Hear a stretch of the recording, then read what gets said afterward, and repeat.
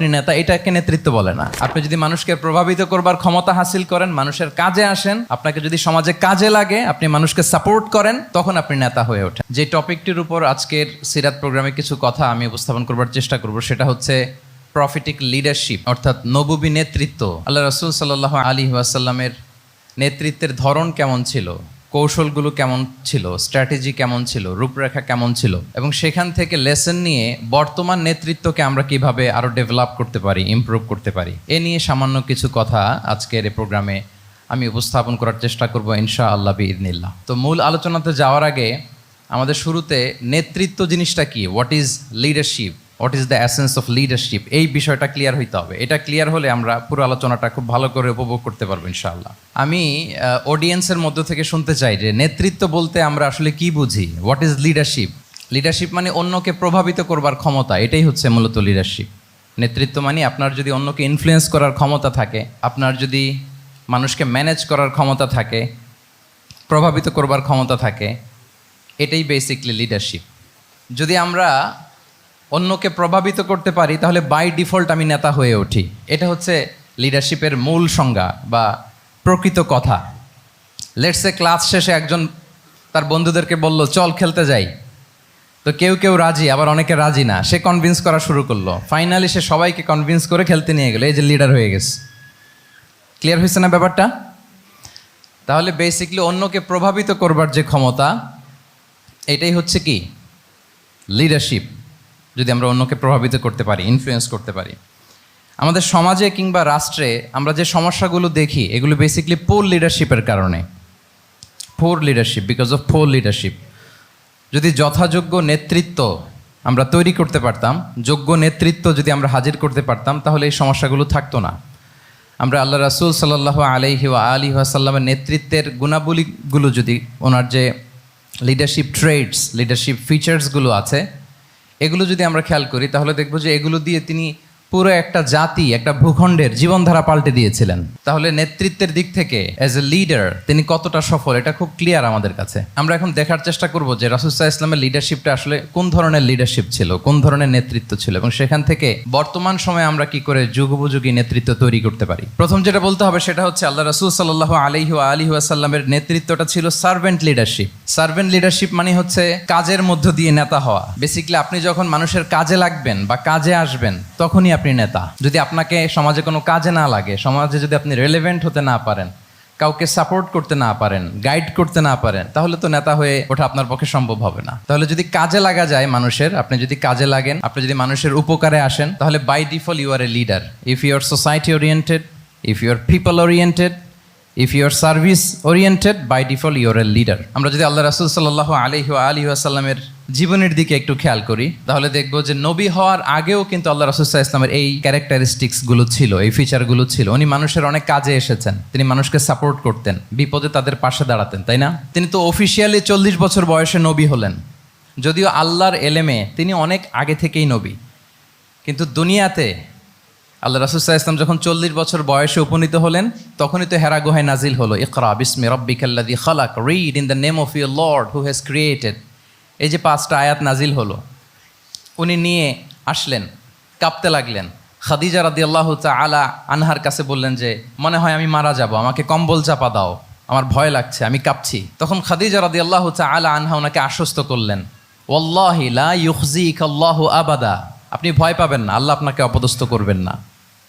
ইন্নাকা লা তাসিলুর রাহিমা ওয়া তাসদুকুল হাদিসা, নিশ্চয়ই আপনি আত্মীয়তার সম্পর্ককে বজায় রাখেন, আপনি সবসময় সত্য কথা বলেন। ওয়া তাহমিলুল কাল্লা, আপনি মানুষের বোঝা বয়ে দেন। ওয়া তাকসিবুল মা'দুমা, যার উপার্জন করার কোনো সক্ষমতা নেই তার জন্য আপনি উপার্জন করেন, তাকে আপনি ফিনান্সিয়াল সাপোর্ট করেন। ওয়া তাকরিউদ দাইফা, আপনি মেহমানকে খাওয়ান। ওয়া তুঈনু আলা নাওয়াইবিল হক, সত্য যেখানে বিপন্ন সেখানে আপনি সত্যের বীর সেনানী হয়ে দাঁড়িয়ে যান। তো এই ফিচার যাদের মধ্যে থাকে, এমন ব্যক্তিত্বকে আল্লাহ তাআলা কখনোই অপমান করতে পারেন না। আপনি চিন্তিত হবেন না, ডোন্ট ওয়ারি অ্যাবাউট ইট, কোনো ভয় নাই, কোনো চিন্তা নাই, আপনি আশ্বস্ত হন। তাহলে দেখেন, এই যে 6টা গুণের কথা খাদিজা রাদিয়াল্লাহু তাআলা আনহা বললেন, এগুলো কিন্তু রাসূল সাল্লাল্লাহু আলাইহি ওয়াসাল্লাম নবী হওয়ার আগের গুণ। অর্থাৎ 40 বছর বয়সে তিনি উপনীত হওয়ার আগেই ওনার এই অভ্যেস ছিল যে উনি অন্যের বোঝা বইয়ে দিতে হেল্প করতেন, মানুষকে সাপোর্ট করতেন। যার উপার্জন করার সুযোগ নাই, ক্ষমতা নাই, তাকে তিনি উপার্জন করে দিতেন, মানে তাকে ফিনান্সিয়ালি সাপোর্ট করতেন, মেহমান খাওয়াতেন। তার মানে নবী হওয়ার আগেই উনি জনকল্যাণমূলক কাজে নিজেকে সম্পৃক্ত রেখেছেন। মানুষকে তিনি সাপোর্ট করতেন, মানুষকে হেল্প করতেন, উনি মানুষের কাজে লাগতেন। আর যে মানুষের কাজে লাগে, মানুষের উপকারে আসে, জনকল্যাণমূলক কাজে নিজেকে সম্পৃক্ত রাখে, বাই ডিফল্ট সে নেতা। বাই ডিফল্ট সে কি নেতা হয়ে যায়। তাহলে to serve before to lead, নেতৃত্ব এটা আসলে পজিশনের সাথে সম্পৃক্ত না, ইটস অল অ্যাবাউট ইনফ্লুয়েন্স। আপনার বাবা নেতা ছিল, আপনি ছেলে, তো আপনি নেতা, এটাকে নেতৃত্ব বলে না। আপনি যদি মানুষকে প্রভাবিত করবার ক্ষমতা হাসিল করেন, মানুষের কাজে আসেন, আপনাকে যদি সমাজে কাজে লাগে, আপনি মানুষকে সাপোর্ট করেন, তখন আপনি নেতা হয়ে ওঠেন। তাহলে রাসূল সাল্লাল্লাহু আলাইহি ওয়াসাল্লামের লিডারশিপটা যদি বুঝতে হয়, প্রথম কথা হচ্ছে ওনার লিডারশিপের প্যাটার্নটা ছিল সার্ভেন্ট লিডারশিপ, মানে সার্ভিস দেওয়ার মধ্য দিয়ে উনি নেতা বনে গেছেন। নবী হওয়ার আগেই ওনার মধ্যে এই ট্রেড ছিল, উনি মানুষকে সার্ভিস দিতেন। আরবিতেও একটা কথা আছে, সাইয়্যিদুল কওমি খাদিমুহুম, মানে যিনি সমাজের নেতা তিনি হবে সমাজের সবচেয়ে বড় খাদেম। যিনি নেতা হবেন তিনি সমাজের সবচেয়ে বড় কি হবেন? খাদেম হবেন। আমি টোটাল 12টা পয়েন্ট আলোচনা করবার চেষ্টা করবো ইনশাআল্লাহ। প্রথম পয়েন্টটা হচ্ছে সার্ভেন্ট লিডারশিপ, মানে to serve before to lead. নেতা হওয়ার আগে খাদেম হইতে হবে। কি হইতে হবে? খাদেম হইতে পারলে আপনি বাই ডিফল্ট নেতা। তাহলে আল্লাহ রাসূল সাল্লাল্লাহু আলাইহি ওয়া আলিহি ওয়াসাল্লামের নেতৃত্বের প্রথম কথা হচ্ছে ওনার লিডারশিপ প্যাটার্নটা ছিল সার্ভেন্ট লিডারশিপ। এটা হচ্ছে নাম্বার 1। 2 নাম্বার কথা হচ্ছে নেতৃত্বের জন্য যেটা লাগে সেটা হচ্ছে কম্পিটেন্স। কিছু কম্পিটেন্স লাগে, এর মধ্যে অন্যতম কম্পিটেন্স হচ্ছে অ্যালোকুয়েন্স, বাগ্মিতা, বক্তব্যের পারঙ্গমতা, এটা লাগে। মানে যিনি নেতা হবেন তিনি কথা বলতে জানতে হবে, কথা বলতে পারতে হবে। এবার বলেন তো, আল্লাহ রাসূল সাল্লাল্লাহু আলাইহি ওয়াসাল্লামের এই কোয়ালিটিটা ছিল কি ছিল না? অসাধারণ কমিউনিকেশন স্কিল ছিল আল্লাহ রাসূল সাল্লাল্লাহু আলাইহি ওয়া আলিহি ওয়াসাল্লামের। এবং ওনার পাবলিক স্পিকিংয়ের যে কি দক্ষতা, আমরা ওনার বিভিন্ন বক্তব্যে, ওনার জুমার খুতবায়, ওনার বিভিন্ন আলোচনায়, বক্তব্যগুলো থেকে আমরা বুঝতে পারি। তাহলে নেতা হইতে হলে তার এলোকোয়েন্স লাগে, বাগ্মিতা লাগে। একজন মানুষ সর্বপ্রথম কোন জিনিসের প্রেমে পড়ে জানেন? কথার প্রেমে পড়ে। কিসের? কথার প্রেমে পড়ে। কথার ধরন, কণ্ঠস্বর, তার অ্যাটিটিউড, তার শব্দের জাদু, এটা মানুষের হৃদয়কে জয় করে ফেলে। আল্লাহ রাসূল সাল্লাল্লাহু আলাইহি ওয়া আলিহি ওয়াসাল্লাম তিনি নিজেও বলেছেন, ওয়া ইন্না মিনাল বায়ানি লা সিহরা, কিছু কিছু বক্তব্যের মধ্যে জাদু আছে। তো রাসূল সাল্লাল্লাহু আলাইহি ইসলামের এই অ্যালোকোয়েন্স ছিল, অ্যালোকোয়েন্স। তিনি বলতেন, উতিতু জাওয়ামিউল কালিম, আল্লাহ তাআলা আমাকে সর্বমর্ম বাচন ভঙ্গির অধিকারী করেছেন। মানে উনি যেটা বলতেন এটা ছিল very precise in wording but comprehensive in meaning. এটার যে দোতনা, এটার যে appeal to the heart of the people, to the heart of the listener, এটা অসাধারণ, মানুষের হৃদয়কে জয় করে ফেলতো। আল্লাহু আকবার। তাহলে নেতা হইতে হইলে তার কমিউনিকেশন স্কিল লাগবে। কি বলেন? লাগবে। এখন নেতা আসছে, উনি বক্তব্য করতে পারতেছে না, তাহলে কি নেতা হইতে পারবে? তাহলে পাবলিক স্পিকিং, কমিউনিকেশন স্কিল, এটা ইটস এ মাস্ট, এটা নেতার লাগবে। যেমনটি রাসূলুল্লাহ সাল্লাল্লাহু আলাইহি ওয়া আলিহি ওয়াসাল্লামের ছিল। উনি সর্বমর্ম বাচন ভঙ্গির অধিকারী ছিলেন। বলতেন কম, কিন্তু এটার অ্যাপিল ছিল অনেক বেশি, এটার ব্যাখ্যা হয়ে যেত অনেক। রাসূল সাল্লাল্লাহু আলাইহি ওয়াসাল্লামের সবচাইতে বড় ভাষণটি ছিল বিদায় হজের ভাষণ, খুব সম্ভবত। ওই ভাষণের টেক্সটগুলোকে যদি একসাথে করা হয়, আমার মনে হয় 10 মিনিটের বেশি লাগবে না ওই টেক্সটগুলো পড়তে। তার মানে সবচাইতে বড় যে ভাষণ ওনার, ওটা কত ছিল? 10 থেকে 12 মিনিটের ভাষণ ছিল। আমরা তো ঘন্টার পর ঘন্টা বক্তব্য করি, তারপরেও তো আমরা মানুষের মনকে খুশি করতে পারি না। উনি সেই যে 1400 বছর আগে 10 মিনিটের একটা ছোট্ট ভাষণ দিলেন, গোটা বিশ্ব আজও হাবুডুবু খায় ওই ভাষণের ভেতর। ঠিক কিনা বলেন? তাহলে উতিতু জাওয়ামিউল কালিম, আমি সর্বমর্ম বাচনভঙ্গির অধিকারী। সুবহানাল্লাহ, ভেরি প্রেসাইজ এন্ড ক্লিয়ার। কতটা প্রেসাইজ এন্ড ক্লিয়ার ছিল রাসূল সাল্লাল্লাহু আলাইহি ওয়াসাল্লামের বক্তব্য? আম্মা জান আয়েশা রাদিয়াল্লাহু তাআলা আনহা বলেন, লাউ আদ্দাহুল আদ্দু লা আহসাহু, তিনি যখন বক্তব্য করতেন, কেউ যদি চাইতো যে দেখি কয়টা শব্দ বললেন বক্তব্যে, কয়টা বাক্য বললেন, চাইলে মুহূর্তে গুনে ফেলা যেত সেটা। এত প্রেসাইজ এন্ড ক্লিয়ার বক্তব্য ছিল যে তিনি কয়টা বাক্য ব্যবহার করেছেন, কয়টা শব্দ ইউজ করেছেন এই বক্তব্যে, চাইলে যে কেউ গুনে ফেলতে পারত। এবং তিনি খুবই শুদ্ধ আরবিতে কথা বলতেন, আফসাহুল লিসান ছিলেন। বিশুদ্ধ ভাষায় কথা বলতে পারা এটা অনেক জরুরি। রাসূল সাল্লাল্লাহু আলাইহি ওয়াসাল্লাম অত্যন্ত বিশুদ্ধ আরবিতে কথা বলতেন। এবং বিশুদ্ধ আরবি জানাটা বা বিশুদ্ধ ভাষাটা এত জরুরি যে আল্লাহ তাআলা তার প্রিয় হাবিবকে এই বিশুদ্ধ ভাষা শেখানোর জন্য মায়ের বুকের দুধ খাওয়া থেকে বঞ্চিত রেখেছিলেন। আমি আবারও বলছি, বিশুদ্ধ ভাষাটা এত জরুরি যে আল্লাহ তাআলা তার প্রিয় হাবিবকে মায়ের বুকের দুধ থেকে বঞ্চিত রেখেছেন শুধু বিশুদ্ধ ভাষার জন্য। তিনি কিন্তু মায়ের বুকের দুধ খেতে পারেন নাই, হালিমাতু সাদিয়ার সাথে সেই বনু সাদ গোত্রে চলে গিয়েছেন, সেখানে ছিলেন। হালিমাতু সাদিয়া ওনাকে দুধ খাইয়েছেন। এরপরে যখন মরুভূমির চমৎকার পরিবেশে একেবারে বিশুদ্ধ আরবি তিনি শিখেছেন, আবার শিশু মুহাম্মদ সাল্লাল্লাহু আলাইহি ওয়াসাল্লামকে তিনি তার মায়ের কাছে ফিরিয়ে দিয়েছেন। তাহলে চিন্তা করে দেখেন যে বিশুদ্ধ ভাষার জন্য মায়ের বুকের দুধকে স্যাক্রিফাইস করা হয়েছে। আল্লাহু আকবার। তাহলে আম্মা জান আয়েশা রাদিয়াল্লাহু তাআলা আনহা বলতেন, লাউ আদ্দাহুল আদ্দু লা আহসাহু, চাইলে যে কেউ গুনতে পারতো যে তিনি প্রিয় নবীজি কয়টা বাক্য বললেন, কয়টা শব্দ, এত প্রিসাইজ এন্ড ক্লিয়ার ছিল। অন্য বর্ণনায় এসেছে কানা ইয়াতাকাল্লামু বিকালামিন বাইনাহু ফাসলুন, তিনি এমনভাবে কথা বলতেন, কথার মাঝখানে মাঝখানে পজ দিতেন। কি দিতেন? পজ দিতেন, মানে একটু থামতেন যাতে করে শ্রোতারা বুঝতে পারে। ইয়াতাকাল্লামু বিকালামিন বাইনাহু ফাসলুন, বলতে বলতে মাঝে মাঝে একটা পজ দিতেন যাতে সবাই বুঝতে পারে। ইয়াহফাযুহু মান জালাসা ইলাই, আশেপাশে যারা বসতো তারা সহজে এটা মুখস্থ করে ফেলতে পারে। পজ দিয়ে দিয়ে থেমে থেমে এত চমৎকার করে ওনার প্রেজেন্টেশন ছিল, বক্তব্য মালাগুলো ছিল, ফলে যারা শুনতেছে ইজিলি মুখস্থ করে ফেলতে পারত। এবং গুরুত্বপূর্ণ কথা তিনি এমফেসাইজ করতেন, 3 বার বলতেন। একবার তিনি বলতেছেন আত্তাকওয়া হা হুনা হা হুনা হা হুনা ওয়া ইউশিরু ইলা সাদরিহি সালাসা মাররাত, তাকওয়াকে তিনি এখানে রেফার করেছেন। আমরা তো মনে করি তাকওয়া সব ঢুকে গেছে এইখানে, তাকওয়া ঢুকে গেছে টুপিতে, তাকওয়া ঢুকে গেছে জামাতে, এগুলো তাকওয়ার একটা নমুনা। কিন্তু আল্লাহ রাসূল সাল্লাল্লাহু আলাইহি ওয়াসাল্লাম বলেছেন তাকওয়া এখানে এখানে এখানে, এভাবে 3 বার তিনি ইঙ্গিত করেছেন। গুরুত্বপূর্ণ কথাকে তিনি এভাবে এমফাসাইজ করতেন। মাঝে মাঝে এমন আবেগঘন বক্তব্য উপস্থাপন করতেন, সাহাবারা অশ্রুসিক্ত হতো। ওয়াজিলাত মিনহাল কুলুব যারাফাত মিনহাল উয়ুন, সাহাবারা বলতেন যে আমরা অশ্রুসিক্ত হতাম, আমাদের হৃদয় বিগলিত হতো, এত চমৎকার মর্মস্পর্শী বক্তব্য তিনি করতেন। এটা প্রেক্ষাপটের আলোকে। আবার যুদ্ধের ময়দানে যখন কমান্ড করতেন তখন আলা সাউতু ওয়াশতাদ্দা গদাবু, তিনি রেগে যেতেন, উঁচু কণ্ঠে তিনি কথা বলতেন, মনে হচ্ছে একজন সেনাবাহিনীর কমান্ডার তার ব্যাটালিয়নকে কমান্ড করছেন। আল্লাহু আকবার। তাহলে বক্তব্যের যত দিক হতে পারে, স্লো মোশনে তেজস্বী বক্তব্য, খুব জ্বালাময়ী বক্তব্য, আবার মর্মস্পর্শী বক্তব্য, সব ধরনের বক্তব্য তিনি করতেন। সুবহানাল্লাহ। তাহলে এলোকোয়েন্স, 2 নাম্বার হচ্ছে এলোকোয়েন্স। কম্পিটেন্সের খুব গুরুত্বপূর্ণ একটা অংশ হচ্ছে এলোকোয়েন্স, বাগ্মিতা। এটা একজন নেতার থাকা চাই। কি বলেন? একজন নেতার এরকম বক্তব্য দিতে জানতে হবে না? আল্লাহ রাসূল সাল্লাল্লাহু আলাইহি ওয়া আলিহি ওয়াসাল্লাম তিনি ঠিক এইভাবে বক্তব্য করতেন। মাঝে মাঝে তিনি ইমোশনাল ইন্টেলিজেন্স ইউজ করতেন, মানে আবেগ অনুভূতিকে নাড়িয়ে দিয়ে শ্রোতাকে প্রভাবিত করে ফেলা।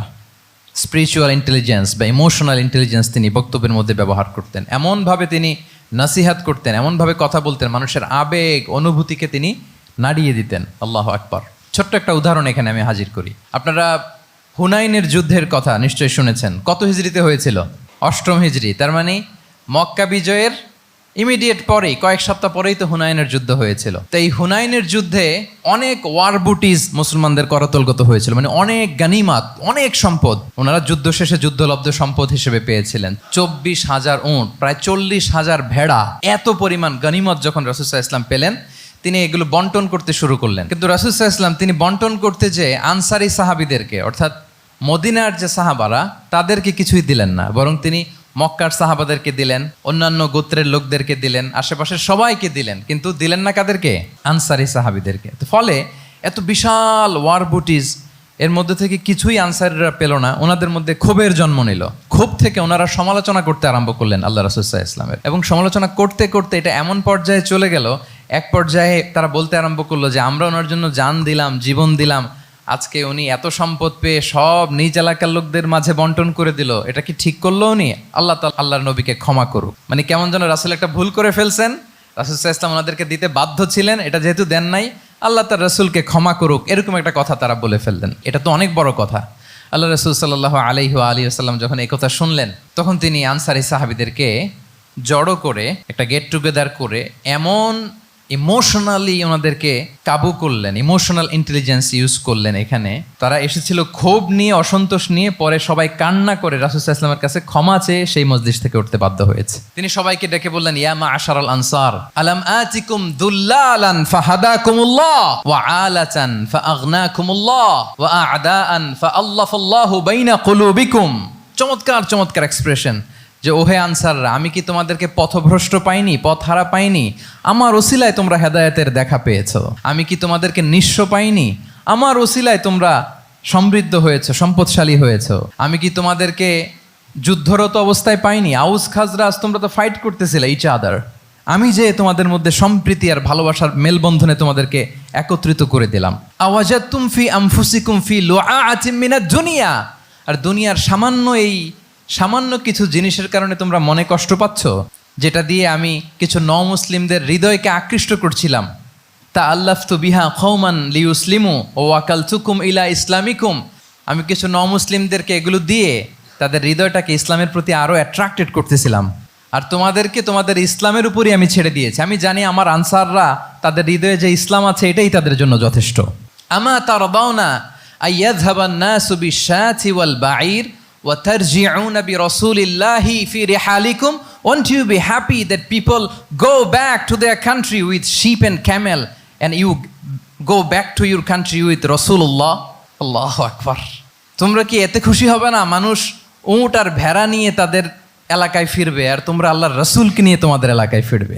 এরকম একটার পর একটা ইমোশনালি রাসূল সাল্লাল্লাহু আলাইহি ওয়াসাল্লাম যখন আনসার সাহাবীদেরকে কাবু করতে লাগলেন, ওনারা এমনভাবে কান্নার রোল জুড়ে দিল, এমনভাবে অনুতপ্ত হলো, কাঁদতে শুরু করলো। পরে এরা বলতে আরম্ভ করলো, আমি তো 2-1টা বাক্য বললাম, লম্বা চূড়া মন মাতানো বক্তব্য, হৃদয়স্পর্শী বক্তব্য। তারা বললো, ইয়া রাসূলুল্লাহ, আমরা শুধু আপনাকে পেয়েই খুশি। রাসূল সাল্লাল্লাহু আলাইহি ওয়াসাল্লাম বলেন, গোটা বিশ্বের মানুষ যদি এই পথ ধরে আর আনসারীরা যদি এই পথ ধরে, আমি এই পথ ছেড়ে দিয়ে আনসারীদের পথে হাঁটবো। আল্লাহ তুমি আনসারদের ক্ষমা করো, তাদের সন্তানদের ক্ষমা করো, তাদের নাতিদেরকে ক্ষমা করো। এভাবে মর্মস্পর্শী বক্তব্য যখন ইমোশনাল ইন্টেলিজেন্স দিয়ে যখন রাসূল সাল্লাল্লাহু আলাইহি ওয়াসাল্লাম বললেন, সব আনসারী সাহাবারা কাঁদতে আরম্ভ করলেন। সবাই ফাবাকাল কওমু হাত্তা আখদালু লুহাহুম, তাদের প্রত্যেকের দাড়ি ভিজে গেল, এমন কান্না জুড়ে দিল। আল্লাহু আকবার। তাহলে এটা ছিল রাসূল সাল্লাল্লাহু আলাইহি ওয়াসাল্লামের বক্তব্যের মাধ্যমে শ্রোতাদের মাঝখানে প্রভাব সৃষ্টি করার ক্ষমতা। চিন্তা করতে পারেন, হৃদয় কেঁপে ওঠে না এই কথা শুনলে? Won't you be happy people go back to their home with sheep and camel and you take the messenger of Allah with you? মানুষ ছাগল ভেড়া নিয়ে ফিরতেছে, তোমরা তো আল্লাহর নবীকে নিয়ে ঘরে ফিরতেছো। আল্লাহু আকবার। তাহলে এই কম্পিটেন্সটা লাগে একজন নেতার, তিনি এরকম মর্মস্পর্শী বক্তব্য দিতে জানতে হবে। 3 নাম্বার হচ্ছে কম্পেশন, মানে সফট হার্টেড, দয়াদ্র হৃদয় হতে হবে। আপনি মানুষের দুঃখ যদি আপনাকে কাঁদায় তবেই আপনি নেতা। আমরা আল্লাহ রাসূল সাল্লাল্লাহু আলাইহি ওয়াসাল্লামের দিকে যদি তাকাই, ওনার তো একটা উপাধিই হচ্ছে রাহমাতাল লিল আলামিন। আল্লাহ রাসূল সাল্লাল্লাহু আলাইহি ওয়াসাল্লামের উপাধি কি? ওমা আরসালনাকা ইল্লা রাহমাতাল লিল আলামিন, we have not sent you but as mercy for all the worlds. নবী হে, আপনাকে সবার জন্য আমি মার্সি করে পাঠিয়েছি, রাহমা করে পাঠিয়েছি। আপনি সবার জন্য রহমত, মানুষের জন্য, ম্যানকাইন্ড, জিনকাইন্ড, অ্যানিমালস, সবার জন্য আপনি রাহমা। রাসূল সাল্লাল্লাহু আলাইহি ওয়াসাল্লাম কতটা দয়াদ্র ছিল। আল্লাহ তাআলা অন্য আয়াতে বলছেন, ফাবিমা রাহমাতিম মিনাল্লাহি লিনতা লাহুম ওয়ালাউ কুনতা ফাযযান গালিযাল কলবি লানফাদ্দু মিন হাওলিক। নবী হে, লিনতা লাহুম, সবার জন্য আপনি সফট হার্টেড হয়েছেন আল্লাহর অনুগ্রহে। যদি আপনি সফট হার্টেড না হয়ে আপনি যদি কঠোর হৃদয়ের অধিকারী হতেন, তাহলে এখন লোকেরা যেমনি আপনাকে ঘিরে রাখে, আপনার চারিপাশে সবাই ঘিরে রাখতো না। আল্লাহু আকবার। সাহাবারা সব সময় রাসূল সাল্লাল্লাহু আলাইহি ওয়াসাল্লামের সঙ্গ পেতে চাইতো, অ্যাকম্পানি চাইতো, ঘিরে রাখ। এমনকি অনেক সাহাবী ঘরে ভালো না লাগলে রাসূল সাল্লাল্লাহু আলাইহি ওয়াসাল্লামের কাছে চলে আসতো। এমনকি অনেক সাহাবী বলতেন যে আমার পেটে ক্ষুধা লাগলেই আমি রাসূলের কাছে যেতাম, কারণ রাসূলের চেহারা দেখলে আমার পেটের ক্ষুধা উধাও হয়ে যেত। ফাবিমা রাহমাতিম মিনাল্লাহি লিনতা লাহুম। নবী হে, আল্লাহর অনুগ্রহে আপনি কোমলভাষী হয়েছেন। কোমল হৃদয়ের হওয়া, সফট হার্টেড হওয়া, দয়াদ্র চিত্তের হওয়া, এটা অন্যতম একটা লিডারশিপ ট্রেট। এত দয়াদ্র ছিলেন, আল্লাহ তাআলা বলছেন, ফালা আল্লাকা বাখিউন নাফসাকা আলা আসারিহিম ইল্লাম ইউমিনু বিহাযাল হাদীসি আসাফা। রাসূল সাল্লাল্লাহু আলাইহি ওয়াসাল্লাম বারবার মক্কার কুরাইশদের কাছে যেত, বারবার কাফিরদের কাছে যেত, যেন তারা ঈমান আনে, যেন তারা খারাপ রাস্তা ছেড়ে দিয়ে ভালো রাস্তায় আসে। বারবার চিন্তা করতো যে ইস, কেন তারা লা ইলাহা পড়ে না, কেন তারা সত্যের পথে ফিরে আসে না। হায় রে, একটুর জন্য তো তারা সামান্য আমার কথাটা শুনলেই তো বেঁচে যেত, ইস একটু আমার কথা মানলেই তো জাহান্নাম থেকে বেঁচে যেত। এরকম অস্থির হয়ে তাদের পেছনে ছুটতেন। আল্লাহ তাআলা বলেছেন, নবী হে, আপনি ওদের পেছনে ছুটতে ছুটতে আপনি তো নিজেকেই শেষ করে দিবেন। বাখিউন নাফসাক, আপনি তো নিজের দিকে খেয়াল করছেন না, নিজের শরীরের দিকে খেয়াল করছেন না, নিজের স্বাস্থ্যের দিকে, সময়ের দিকে, আপনি পাগল পাড়া হয়ে তাদেরকে বাঁচানোর জন্য ছুটছেন। তাহলে কতটা দয়াদ্র কোমল হৃদয়ের অধিকারী হলে যে কাফেররা রাসূল সাল্লাল্লাহু আলাইহি ওয়াসাল্লামকে ফিজিক্যালি, মেন্টালি এমন কোনো টর্চার নেই, করে নাই, তাদের পিছনে পিছনে ছুটতেন তিনি। হায় রে, একটু যদি ইমানের রাস্তায় আনা যায়, কোনোভাবে যদি তাদেরকে বুঝিয়ে কনভিন্স করা যায়। তাহলে কম্প্যাশনেট, দয়ালু হওয়া, এটা নেতৃত্বের অন্যতম একটা গুণ। আপনার হৃদয়ে দয়া থাকতে হবে, মায়া থাকতে হবে। সবার জন্য, কারণ নেতা তিনি তো সবার। লেটসে বাংলাদেশের যিনি প্রধানমন্ত্রী হবেন, আরও রেলেভেন্ট হয়ে যাচ্ছে এখন কথা, সামনে তো নির্বাচন আসতেছে, সো কেউ না কেউ তো প্রধানমন্ত্রী হবে। তো উনি যখন প্রধানমন্ত্রী হবে ধরেন, তো উনি কি শুধু ওনার দলের প্রধানমন্ত্রী হবেন? তাহলে উনি 18 কোটি মানুষের প্রধানমন্ত্রী হবেন, ঠিক কিনা বলেন? তাহলে সবার জন্য ওনার হৃদয়ে দয়া ভালোবাসা এটা থাকার দরকার আছে না নাই? তিনি সবার প্রতি কোমল হৃদয়ের হইতে হবে, দয়াদ্র হইতে হবে। প্রধানমন্ত্রী উনি শুধু নিজ দলের প্রধানমন্ত্রী নন, 18 কোটি মানুষের প্রধানমন্ত্রী। তাহলে সফট হার্টেড হইতে হবে। রাসূল সাল্লাল্লাহু আলাইহি ওয়াসাল্লামের মধ্যে এটা ছিল। সবসময় তিনি মাজলুমদের পাশে থাকতেন। আপনারা হিলফুল ফুজুলের কথা জানেন। ওনার বয়স যখন 35, ইয়ামানের এক ব্যবসায়ী আসছিল মক্কায় ব্যবসা করতে। পণ্য বিক্রির পরে আস ইবনে ওয়াইল নামে এক দুষ্ট জালেম, সে পণ্য নিয়ে বলে, আমরা এই এলাকার লোক, আমরা দাম দিব না, কি করতে পারো করো। এই লোক কান্না জুড়ে দিল। তার কান্না দেখে রাসূল সাল্লাল্লাহু আলাইহি ওয়াসাল্লামের হৃদয়ে দয়া হলো। তিনি ওনার চাচা জুবাইর ইবনে আব্দুল মুত্তালিব সহ ওনার মতো যারা ইয়াং স্টার আছে সবাইকে নিয়ে একটা সংঘ করলেন। এটাই তো হালাফুল ফুদুল, মূলত নাম হচ্ছে হালাফুল মুত্তাইয়িবিন। জাহিলি যুগে ওনাদের প্রথা ছিল, কোনো একটা ভালো কাজে কেউ যখন এক হতো, রং ভর্তি বালতির ভেতরে হাত ঢুকিয়ে তারা পাথরের মধ্যে ওই হাতের ছাপ দিত, সবাই ওইখানে ছাপ দিত। ফলে কাইন্ড অফ কভেনেন্ট, এটা একটা চুক্তির মতো, যে আমরা চুক্তিবদ্ধ হলাম, এগ্রিমেন্ট করলাম যে আমরা সবাই এক। তো রাসূল সাল্লাল্লাহু আলাইহি ওয়াসাল্লাম ওনার মতো ইয়াংস্টারদেরকে নিয়ে এই হালাফুল মুত্তাইয়িবিন বা হালাফুল ফুদুল করেছেন। এবং এটার মূল কথা ছিল, মূল স্লোগান ছিল, নাহনু মাআল মাজলুম দিদ্দা যালিম, আমরা সবসময় মাজলুমের পক্ষে থাকবো, জালিমের বিপক্ষে। এটা ছিল হিলফুল ফুজুলের কি মূল শিক্ষা। এভাবে সব সময় তিনি মাজলুমদের সাথে ছিলেন। শ্রমিক সাহাবীদেরকে বড্ড ভালোবাসতেন, শ্রমজীবীদেরকে বড্ড ভালোবাসতেন। এমনকি বিদায় হজের মতো এরকম গুরুত্বপূর্ণ ভাষণও শ্রমজীবীদের কথা বাদ যায়নি, গরিবদের কথা বাদ যায়নি। আরিকাআকুম আতঈমুহুম মিম্মা তাআকুলুন ওয়ালবাসুহুম মিম্মা তালবাসুন। খবরদার, সেদিনও বলেছিলেন সেই বিদায় হজের ভাষণে, তোমরা তোমাদের শ্রমজীবী লোকদের কথা ভুলে যেও না, তোমাদের স্টাফদের কথা, তোমাদের দাস দাসীদের কথা। তোমরা যা খাবে সেখান থেকে তাদেরও খাওয়াবে, তোমরা যে পোশাক পরবে সেখান থেকে তাদেরও পোশাকের ব্যবস্থা করবে। আল্লাহু আকবার। তাহলে রাহমাতাল লিল আলামিন, তিনি ছিলেন কম্পেশনেট, দয়ালু হৃদয়ের অধিকারী। 4 নম্বরে হচ্ছে ইন্টেগ্রিটি। ইন্টেগ্রিটি মানে সততা, নৈতিকতা থাকতে হবে। এটা অন্যতম একটা লিডারশিপ ট্রেইট। এটার বড় ক্রাইসিস এখন ইন্টিগ্রিটির। রাসূল সাল্লাল্লাহু আলাইহি ওয়াসাল্লামের লিডারশিপটা ছিল এথিক্যাল লিডারশিপ, কিন্তু এইটার অনেক বড় ক্রাইসিস আমাদের সমাজে, আমাদের নেতৃত্বের মাঝে। কি বলেন? নৈতিকতার ঘাটতি আছে না? নৈতিকতা বিবর্জিত নেতৃত্ব, এটা দিয়ে কিছুই হয় না। একটা জাতির ধ্বংসের জন্য নৈতিকতা বিবর্জিত নেতৃত্বই যথেষ্ট। এজন্য নৈতিকতা লাগবে, ইন্টিগ্রিটি, সততা। আমরা যদি আল্লাহ রাসূল সাল্লাল্লাহু আলাইহি ওয়াসাল্লামের নেতৃত্বের দিকে তাকাই, ওনার সততা, ওনার সত্যবাদিতা, ওনার আমানতদারিতা নিয়ে যদি আমরা একটু সিরাতের পরতে পরতে খেয়াল করি, এমনকি নবী হওয়ার আগে যদি খেয়াল করি, তাহলে দেখব যে মক্কার লোকেরা আল্লাহ রাসূল সাল্লাল্লাহু আলাইহি ওয়াসাল্লামকে আস-সাদিক, আল আমিন উপাধিতে ভূষিত করেছেন। সুবহানাল্লাহ, মানে সত্যবাদী, ট্রুথফুল অ্যান্ড ট্রাস্টওয়ার্দি। স্বয়ং মক্কার লোকেরা, মক্কার মুশরিকরা রাসূল সাল্লাল্লাহু আলাইহি ওয়াসাল্লামকে উপাধি দিয়েছিলেন আল আমিন। কি উপাধি দিয়েছিলেন? আল আমিন। তার মানে কখনো মিথ্যা বলেননি, কখনো আমানতের খেয়ানত করেননি। যখন আয়াত নাজিল হলো, ওয়া আনজির আশিরাতাকাল আকরাবিন, হে নবী আপনি আপনার নিকট আত্মীয়দেরকে সতর্ক করুন জাহান্নামের আযাবের, তিনি সাফা পাহাড়ের চূড়ায় উঠে গেলেন, ডাকতে আরম্ভ করলেন, ও মক্কার লোকেরা, ও আমার আত্মীয়রা, আমি যদি বলি এই পাহাড়ের পেছনে একদল ঘোড় সাওয়ার সশস্ত্র ব্যাটালিয়ন তোমাদেরকে এখনই অ্যাটাক করবে, তোমরা কি বিশ্বাস করবে? আকুনতুম মুসাদ্দিকিয়া, আমার কথা বিশ্বাস করবে? মক্কাবাসী এক বাক্যে কি বলেছিল জানেন? তারা বলেছিল, নাম, অবশ্যই বিশ্বাস করব। কেন বিশ্বাস করবে? বলে যে মা জাররাবনা আলাইকা ইল্লা সিদকা, we have never ever experienced a single lie from you in our life. আমরা জীবনে কোনোদিন তোমার মিথ্যা বলতে শুনি নাই। আল্লাহু আকবার। কি নিঃসংকোচ স্বীকৃতি এলাকার লোকদের। এইটা আমাদের সমাজে অনেক বড় ক্রাইসিস, আমানতদারিতা, ট্রাস্টওয়ার্দিনেস। সো এখান থেকে আমাদের শিখতে হবে, অনেক কিছু রিভাইজ করতে হবে আমাদেরকে। এই যে নতুন বাংলাদেশের চমৎকার সময় এসেছে, আর 54 বছরও হয়তো আমরা এই সুযোগ পাবো না। এজন্য আমাদেরকে শিখতে হবে রাসূল সাল্লাল্লাহু আলাইহি ওয়াসাল্লামের যে ইন্টিগ্রিটি, ওনার যে ট্রাস্টওয়ার্দিনেস, এই আমানতদারিতা থেকে আমাদেরকে শিখতে হবে। তাহলে নেতাকে আস্থার জায়গা তৈরি করে নিতে হয়। রাসূল সাল্লাল্লাহু আলাইহি ওয়াসাল্লাম এটা ধীরে ধীরে তৈরি করেছেন। আপনারা জানেন যে উনি নবুয়তের আগে পার্টনারশিপে বিজনেস করতেন খাদিজা রাদিয়াল্লাহু তাআলা আনহার সাথে। মানে খাদিজা রাদিয়াল্লাহু তাআলা আনহার ইনভেস্টমেন্ট আর উনি শ্রম দিতেন। তো উনি সিরিয়াতে গিয়েছেন পণ্য নিয়ে, মালামাল নিয়ে। ওনার ব্যবসা বাণিজ্যের ধরন কেমন এটা দেখবার জন্য খাদিজা রাদিয়াল্লাহু তাআলা আনহা ওনার এক বান্ধবীকে পাঠিয়েছিলেন ওই ক্যারাভ্যানে, ওই কাফেলায়। নাম ছিল মাইসারা। তো মাইসারাকে বলেছে, মাইসারা তুমি দেখবা যে টাকা পয়সা আবার উল্টাপাল্টা করে কিনা, ঠিকঠাক মতো ব্যবসা করে কিনা, আমার huge investment on behalf of me, তুমি এই ক্যারাভানে থাকবে আর দেখবে যে মোহাম্মদ ঠিকঠাক বিজনেসটা করে কিনা। আল্লাহু আকবার। মাইসারা এই সফর শেষে এসে খাদিজা রাদিয়াল্লাহু তাআলা আনহার কাছে এমন পজিটিভ রিভিউ দিয়েছে, এই রিভিউ শুনেই খাদিজা রাদিয়াল্লাহু তাআলা আনহা বিষ্ণু ইসলামকে বিয়ে করার জন্য রাজি হয়ে গেছেন। আলহামদুলিল্লাহ। মাইসারা এসে রিভিউ দিতে লাগলো যে মোহাম্মদ সে সবার চেয়ে আলাদা সাল্লাল্লাহু আলাইহি ওয়াসাল্লাম। তার ওঠা বসা, তার চলন বলন, তার কথন, তার ডিলিংস, তার লেনদেন সব আলাদা, অসাধারণ তিনি। মাইসারার রিভিউ শুনে আল্লাহু আকবার, খাদিজা রাদিয়াল্লাহু তাআলা আনহা তিনি অবাক হয়ে গেলেন এবং তিনি বিয়ের প্রস্তাব পাঠালেন।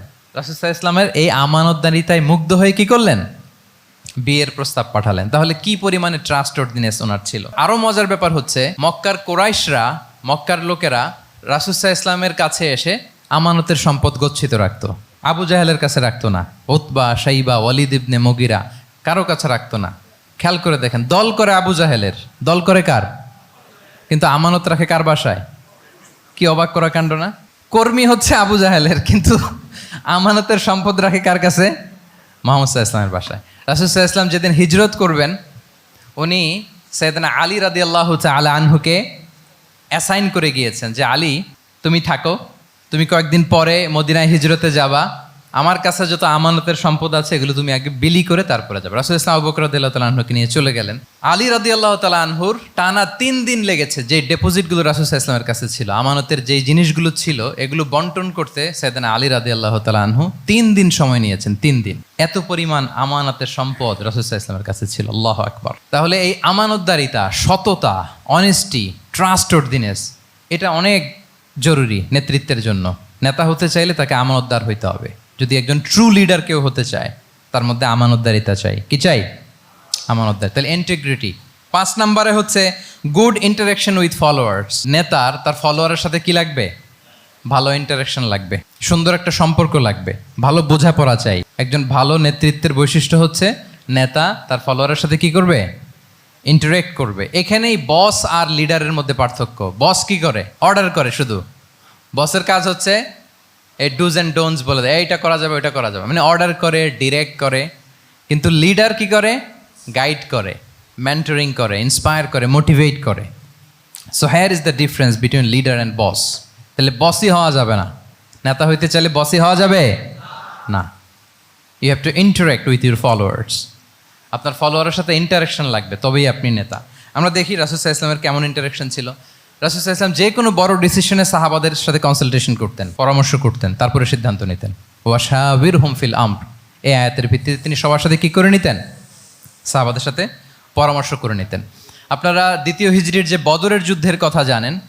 বদরের প্রান্তরটা মদিনা থেকে প্রায় 130 কিলো দক্ষিণ পশ্চিমে। তো ওখানে গেলেন মদিনা থেকে। তিনি যাওয়ার পরে এক জায়গায় তিনি সেনা ক্যাম্প স্থাপন করলেন। স্থাপন করার পরে হাব্বাব ইবনুল মুনজির রাদিয়াল্লাহু তাআলা আনহু তিনি জিজ্ঞেস করলেন, ইয়া রাসূলুল্লাহ, এই যে আপনি এই জায়গায় বদরের প্রান্তরে সেনা শিবির স্থাপন করলেন, সেনা ক্যাম্প স্থাপন করলেন, এটা কি আল্লাহর দেখিয়ে দেয়া কোনো জায়গা নাকি আপনার ইচ্ছায়? তিনি বললেন, আমানজিলান আনসালাকাল্লাহু লাইসা লানা আন নাতাকদ্দামাহু ওয়ালা নাতাআখারা আনহু। এটা কি একেবারে ফিক্সড আল্লাহর পক্ষ থেকে ওহী যে এখানেই শিবির স্থাপন করতে হবে, নাকি আমহুয়া রায়ু ওয়াল হারবু ওয়াল মাকিদা, নাকি এটা যুদ্ধের কৌশল হিসেবে আপনি নিজ থেকে করেছেন? রাসূল সাল্লাল্লাহু আলাইহি ওয়াসাল্লাম বললেন, না, এটা কোনো ওহী না। আমার কাছে মনে হয়েছে, আমার যে অ্যানালিসিস, আমার মনে হয়েছে বদরের যুদ্ধে এখানেই আমাদের পজিশনিংটা হইলে ভালো হয়। হাব্বাব ইবনে মুনজির রাদিয়াল্লাহু তাআলা আনহু বলেন, না, ইদান লাইসা হাযা বিমানসিল ইয়া রাসূলুল্লাহ, তাহলে এইখানে যদি আপনার নিজ থেকে আপনি এটা ডিসাইড করেন, আমি আপনার অনুমতিক্রমে বলতে চাই ইয়া রাসূলুল্লাহ, এটা সুন্দর জায়গা হয়নি। সুন্দর জায়গা হয়নি? তাহলে কোথায়? হাব্বাব বললেন, ওইখানে, ওই যে বদরের একটা কুয়া আছে, এখানে পানির সোর্স আছে।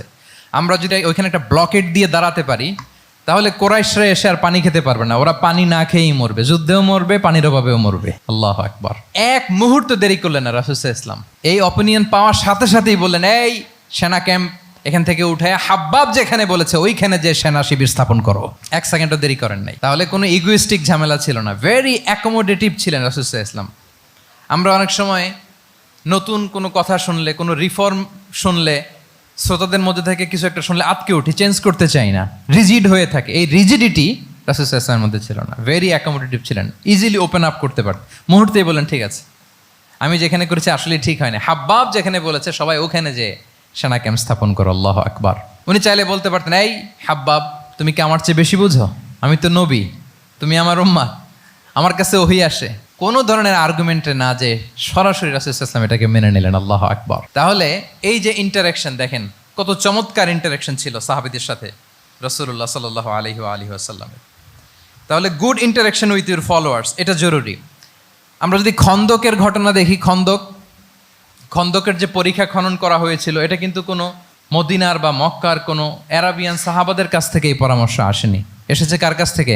সালমান আল ফারিসি। বাড়ি কই? সেই ইরান, ইয়ামান না, ইরানে। উনি হি ওয়াজ পার্সিয়ান, উনি ইরান থেকে আসছে।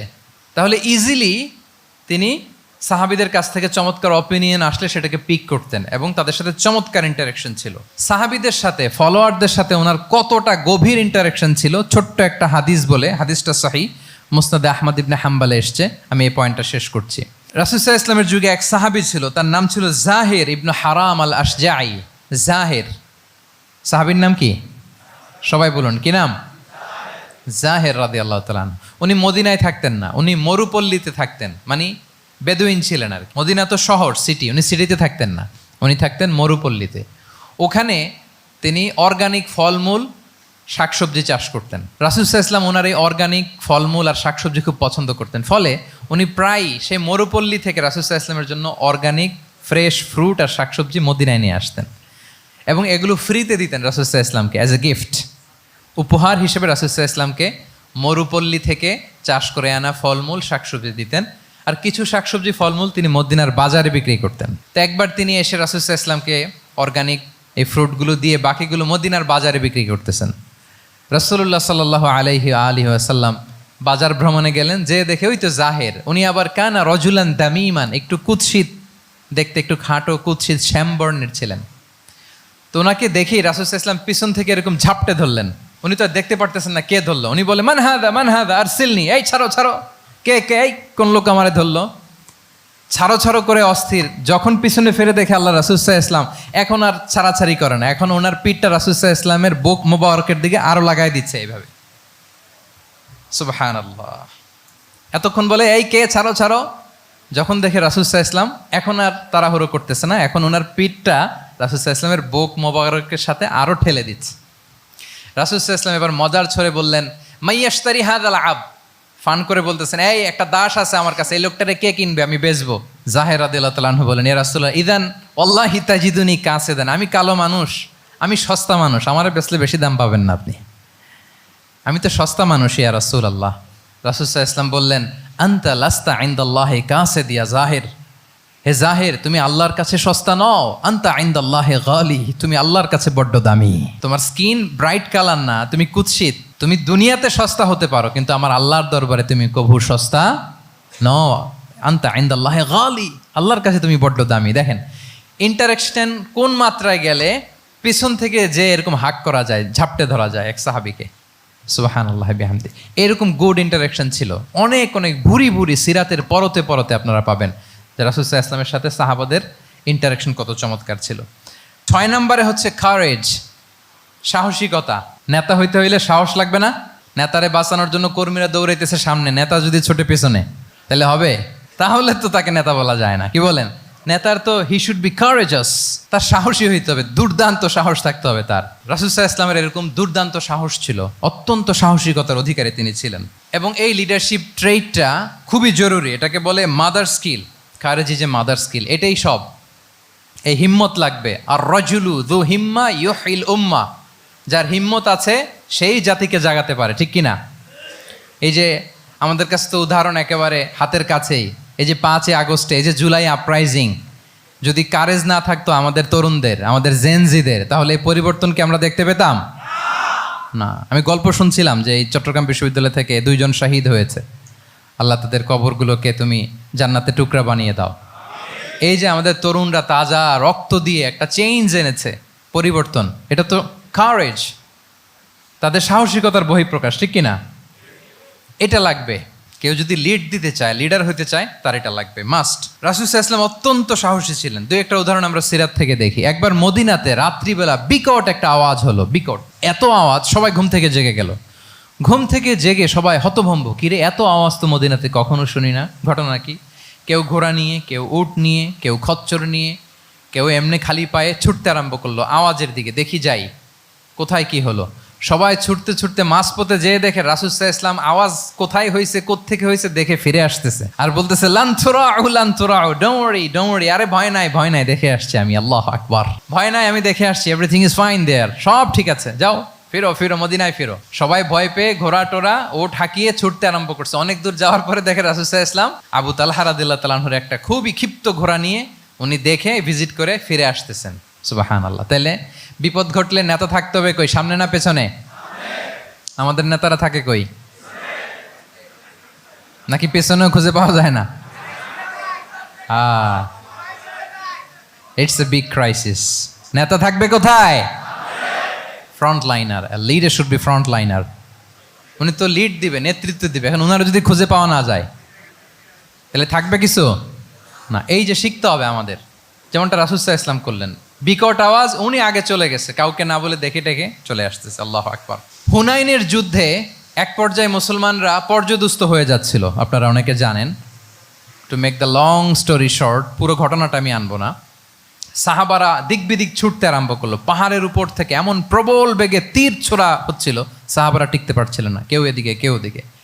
রাসূল সাল্লাল্লাহু আলাইহি ওয়াসাল্লাম এই তীর তলোয়ারকে উপেক্ষা করে সামনে যেয়ে দাঁড়ালেন ঢালের মতো, আর বললেন, আনা নবিয়্যু লা কাযিব, আনা ইবনু আব্দুল মুত্তালিব। এই সাহাবারা, আনা নবিয়্যু লা কাযিব, আমি সত্য নবী, আমার দিকে ফেরো, am the grandson of Abdul Muttalib, আমি দাঁড়িয়ে আছি, ফেরো। রাসূল সাল্লাল্লাহু আলাইহি ওয়াসাল্লামের যখন এই সাহসী স্টেটমেন্ট তারা পেলেন, আবার আল্লাহু আকবার ধ্বনি নিয়ে সাহাবারা সামনের দিকে এগিয়ে গেছেন। এই যে আগালেন, আর পিছু ফিরলেন না, হুনাইন জয় করেই ছাড়লেন। আল্লাহু আকবার। তাহলে ইতিহাসের পরতে পরতে, সিরাতের পরতে পরতে আমরা দেখব যে রাসূল সাল্লাল্লাহু আলাইহি ওয়াসাল্লাম হি ওয়াজ এ হাইলি কারেজাস, অনেক সাহসী একজন ব্যক্তিত্ব ছিলেন, অত্যন্ত সাহসী পুরুষ ছিলেন।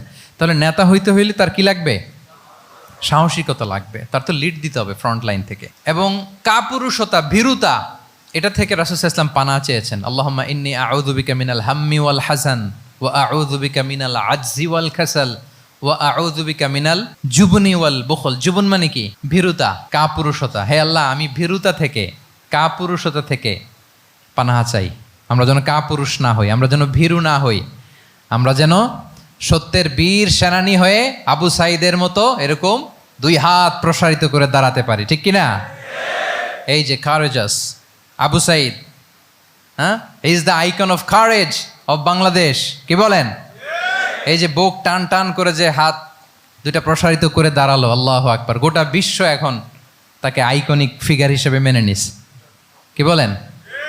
গোটা বিশ্ব তাকে চিনছে, তার জন্য দোয়া করছে। তাহলে courage, it's an essential leadership trade, এটা লাগবে প্রিয় ভাইয়েরা। আল্লাহ তাআলা এই কারেজ, এই সৎ সাহস দিয়ে আমাদেরকে ধন্য করুক। 7 নম্বরে হচ্ছে কনফ্লিক্ট রিজলভিং এবিলিটি, বিরোধ নিষ্পত্তি করার মতো যোগ্যতা থাকতে হবে নেতার। অর্থাৎ নেতা হইতে হবে এমন যে বিরোধকে নিষ্পত্তি করে দিতে পারে, মিটমাট করে দিতে পারে, ঝগড়া লাগলে মিটায়ে দিতে পারে। এটা গুরুত্বপূর্ণ কোয়ালিটি না নেতার জন্য, কি বলেন? রাসূল সাল্লাল্লাহু আলাইহি ওয়াসাল্লামের কিন্তু এটা ছিল, বিরোধ নিষ্পত্তি করা। রাসূল সাল্লাল্লাহু আলাইহি ওয়াসাল্লাম মক্কা থেকে মদিনায় যে 1 ঘন্টায় বছরের পর বছর চলে আসা যুদ্ধ, they use to fight each other, Aws and Khazraj, 1 ঘন্টায় যুদ্ধ থামাই দিয়েছেন। আল্লাহু আকবার। He was a very good mediator and arbitrator. রাসূল সাল্লাল্লাহু আলাইহি ওয়াসাল্লাম অত্যন্ত ভালো মধ্যস্থতাকারী ছিলেন, ভালো মধ্যস্থতাকারী তিনি ছিলেন। তিনি থামিয়ে দিতে পারতেন, বিরোধকে থামাতে পারতেন। আপনারা জানেন যে মক্কায় একবার সম্ভবত অগ্নিকাণ্ডের কারণে কাবা ঘর জ্বলে গিয়েছিল, ধ্বংস হয়েছিল, কিছু অংশ নষ্ট হয়ে গিয়েছিল। কাবাকে রিনোভেট করা হয়েছিল, ফলে কাবার একটা কর্নারে যে ব্ল্যাক স্টোন কর্নার, রুকনুল হাজারিল আসওয়াদ, হাজরে আসাদ পাথরকে সরিয়ে রাখা হয়েছিল। এখন কাবা যখন পুনর্নির্মাণ শেষ, ওই হাজরে আসওয়াদ পাথরকে আবার তার জায়গায় রাখা হবে। কিন্তু কে রাখবে? সবাই রাখতে চায়, সব দলের নেতারা বলে আমরা রাখবো। এক দলের নেতা বলে যে আমি রাখবো, এটা অনেক very prestigious and dignified issue, এই প্রেস্টিজ আমরা কাউকে নিতে দিব না। আরেক দলের নেতা বলে না, আমাদের পাওয়ার বেশি, আমরা রাখবো। আরেক দলের নেতা বলে যে না, এটা আমাদেরই।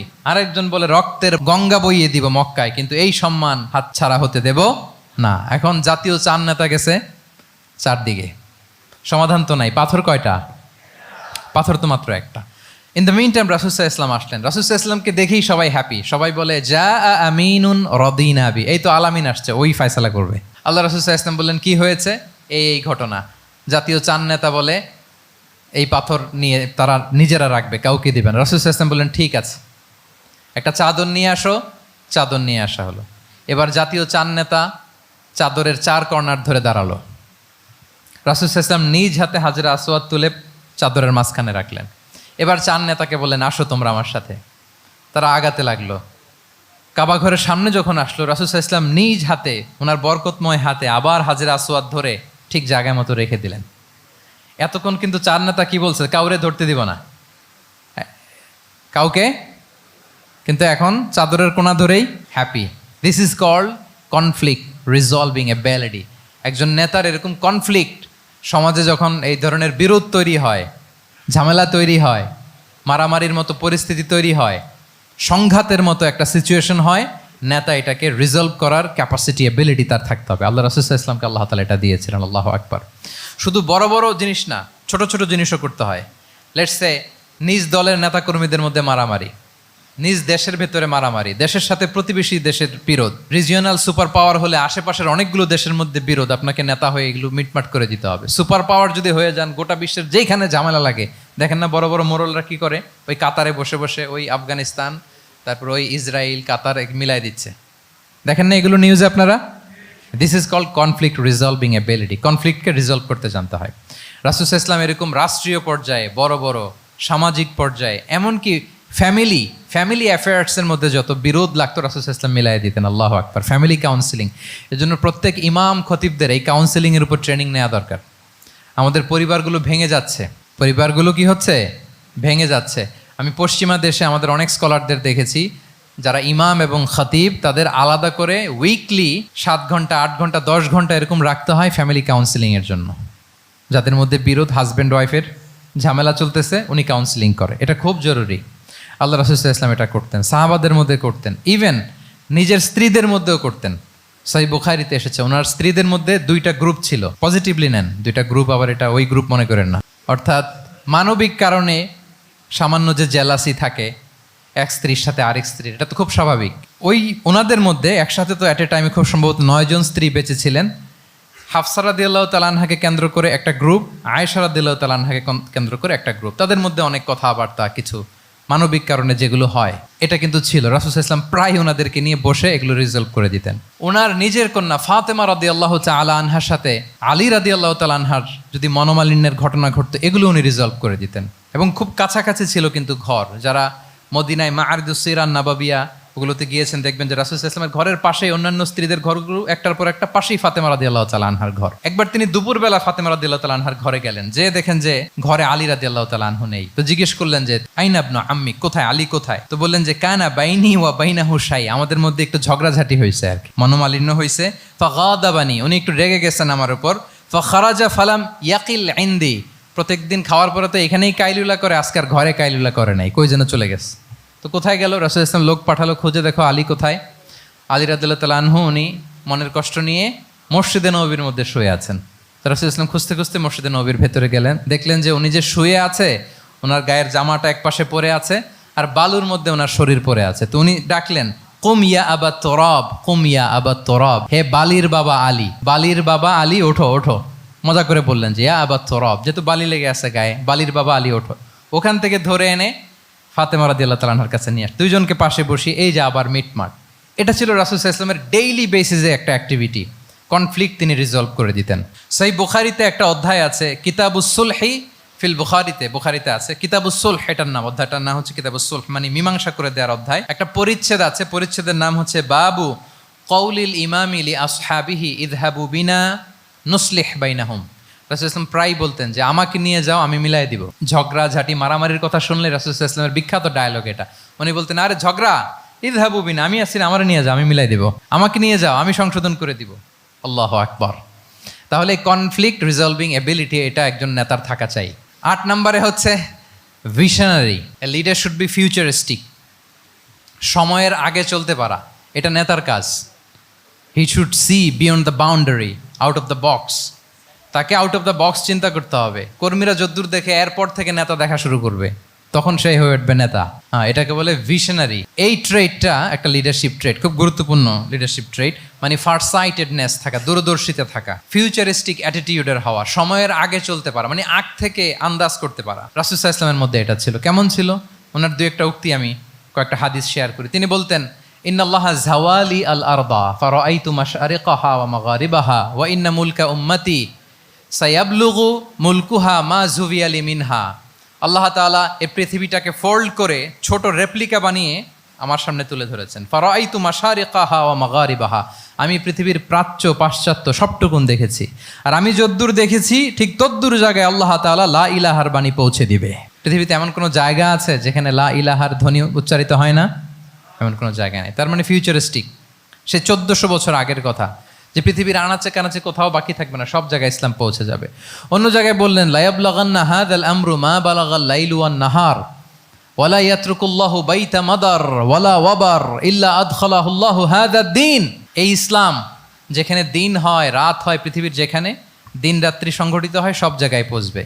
এমন কোনো কাঁচা ঘর, পাকা ঘর, কোনো জঙ্গল, কোনো পাহাড়, কোনো ভূখণ্ড, এই পৃথিবীতে এমন কোনো জনপদ থাকবে না যেখানে ইসলামের বাণী পৌঁছবে না। সব জায়গায় পৌঁছে যাবে। আল্লাহু আকবার।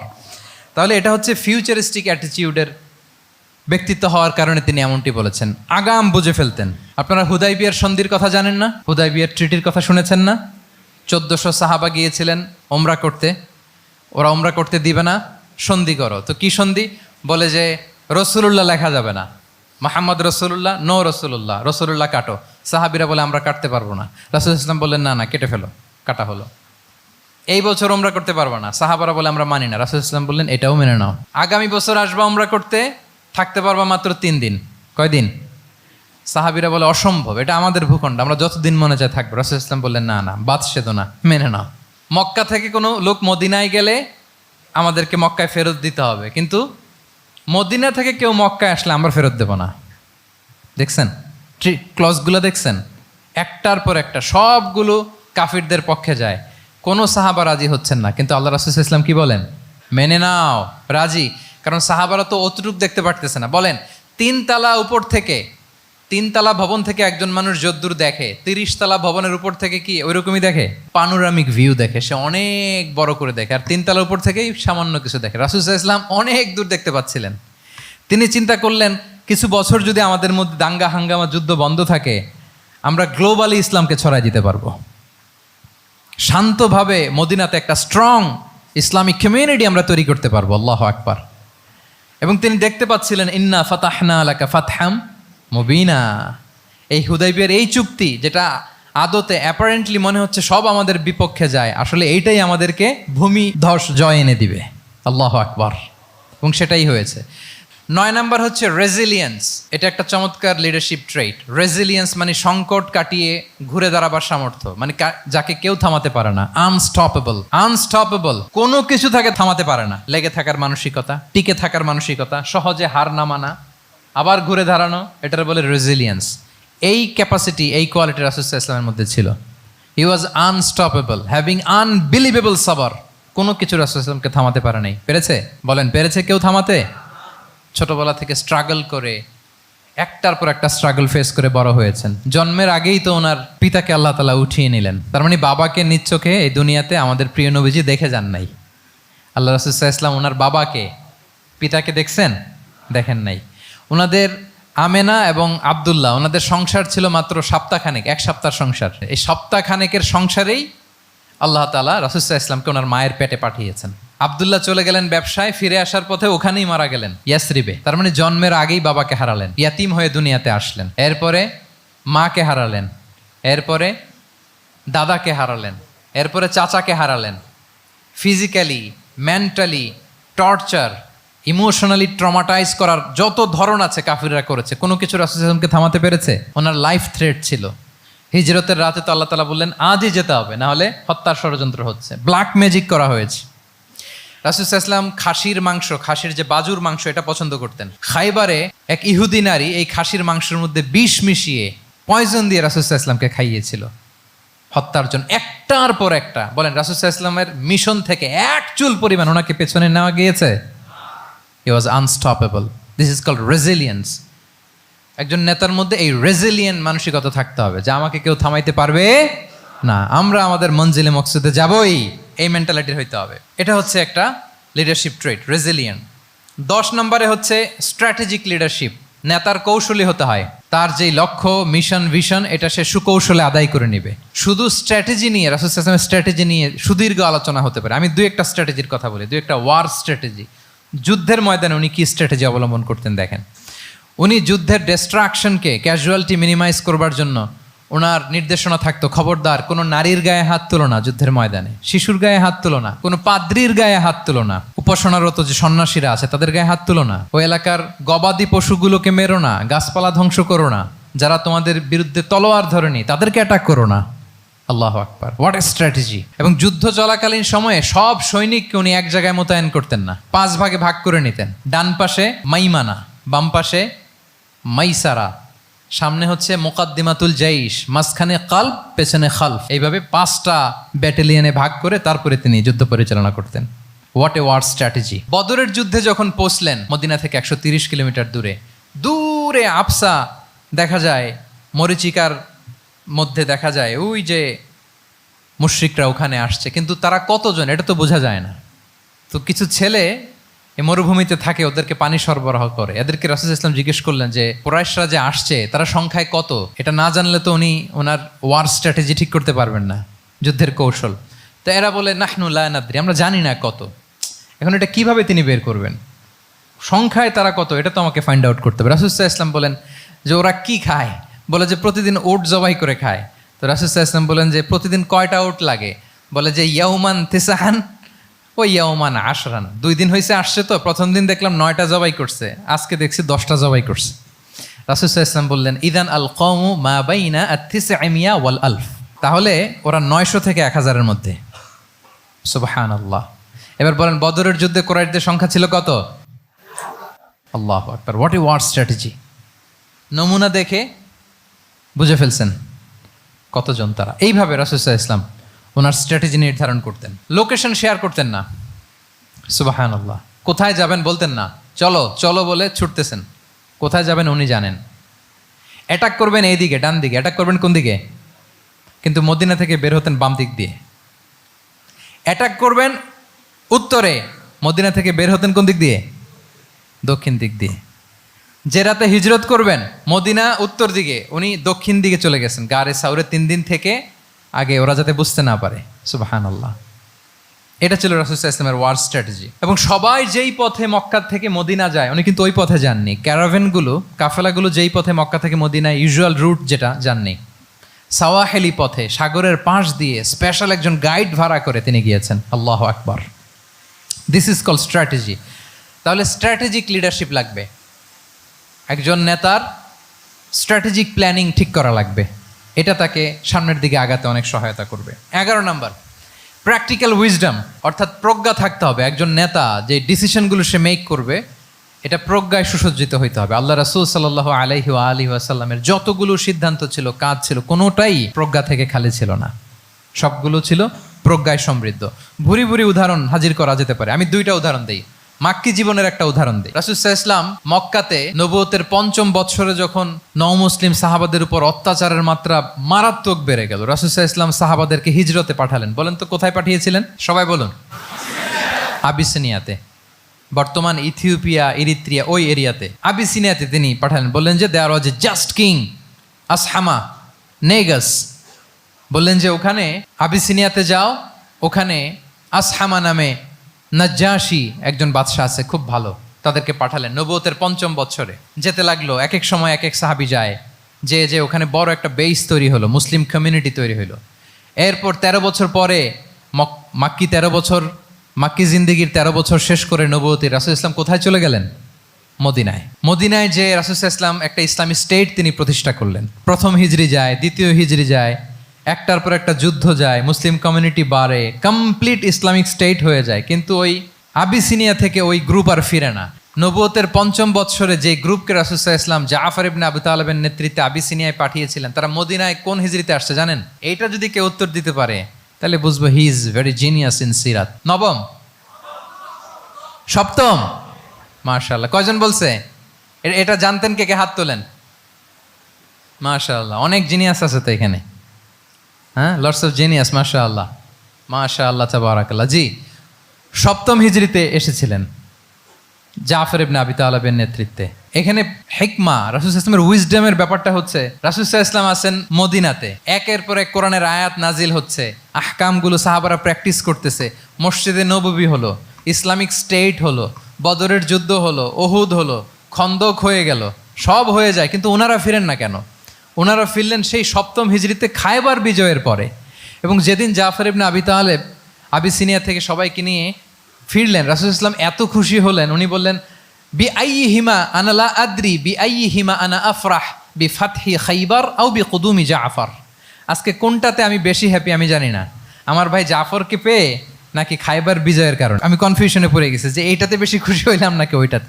এর কারণ হচ্ছে রাসূল ইসলাম অপেক্ষা করতেছিলেন যে মদিনা এই স্টেটটাকে আগে ইন্টারনাল এবং এক্সটার্নাল যত থ্রেট হতে পারে সবগুলো থেকে আগে সেফ জোন বানাতে হবে। এমনও হতে পারে মদিনা হাতছাড়া হয়ে যেতে পারে। মদিনা যদি হাতছাড়া হয়, মদিনা থেকেও যদি আমার হিজরত করা লাগে, আমি কই যাব? ওইটারে সেকেন্ড বেস, প্ল্যান বি হিসেবে রেখে দিছিলেন যে জাফর তুমি আইসো না, তুমি থাকো, নতুন নতুন যা আয়াত আসবে আমি সাহাবি দিয়ে এই বিধানগুলো পাঠাবো, ওখানে প্র্যাকটিস করতে থাকো, ইউল বি ফাইন দেয়ার, থাকো, আশা লাগবে না। থাকতে থাকতে সপ্তম হিজরি পর্যন্ত, খন্দকের যুদ্ধের মাধ্যমে যখন কুরাইশদের 20 দাঁত ভেঙে দেওয়া হলো, সপ্তম হিজরিতে যখন খায়বার দুর্গ বিজয় হয়ে গেল, now Islam came as a regional super power. রাসূল ইসলাম বুঝলেন আর ইন্টারনাল থ্রেটও নাই, এক্সটার্নাল থ্রেটও নাই, এবার আর কোনো টেনশন নাই। জাফর ইবনে আবি তালেবকে চিঠি পাঠালেন, তিনি বিশাল বাহিনী নিয়ে মুসলিমদেরকে নিয়ে তিনি ব্যাক করলেন মদিনাতে। আল্লাহু আকবার। This is call wisdom, practical wisdom. রাসূল সাল্লাল্লাহু আলাইহি ওয়াসাল্লামের এইভাবে এমন কোনো সিদ্ধান্ত নাই যেটার পেছনে প্রজ্ঞা ছিল না, প্রত্যেকটা সিদ্ধান্ত ছিল প্রজ্ঞায় সুসজ্জিত। আমরা যদি মদিনার একটা উইজডমের কথা খেয়াল করি, খুব সংক্ষেপে বলি, মদিনাতে আল্লাহ রাসূল সাল্লাল্লাহু আলাইহি ওয়া আলিহি ওয়াসাল্লাম, মদিনার সোসাইটিতে মুনাফিক কারা বলেন তো? এটা কি রাসূল সাল্লাল্লাহু আলাইহি ওয়াসাল্লাম জানতেন না? জানতেন কিনা বলেন? এই জানাটা কি ধারণা বেজ, মানে মনে হয় ও মুনাফিক এরকম, নাকি গাইডেড বাই ওয়াহি, গাইডেড বাই রেভেলেশন? স্বয়ং আল্লাহ তাআলা জানিয়ে দিয়েছেন। এরপরও কোনোদিন রাসূল সাল্লাল্লাহু আলাইহি ওয়াসাল্লাম মানুষের সামনে কাউকে মুনাফিক বলে পরিচয় করিয়ে দেন নাই।